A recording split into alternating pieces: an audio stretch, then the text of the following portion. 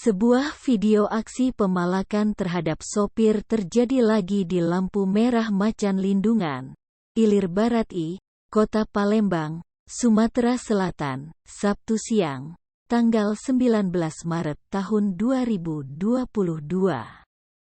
Menanggapi video tersebut, Kepolisian Ilir Barat I Palembang langsung mengecek serta menindaklanjutinya. Jika memang benar maka akan segera ditindaklanjutin.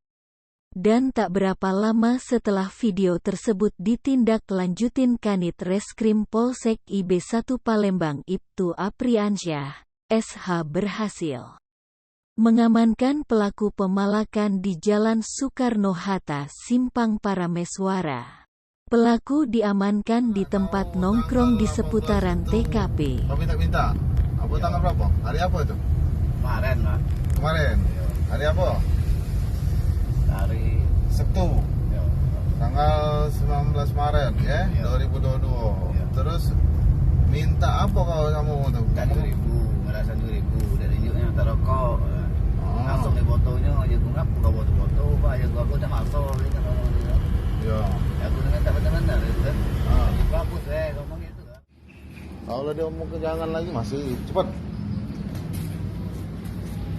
Siapa nama kau? Siapa nama kau? Cepat sini. Cepat. Jadi sepertinya Cepat. di Jawa Timur Cepat sini.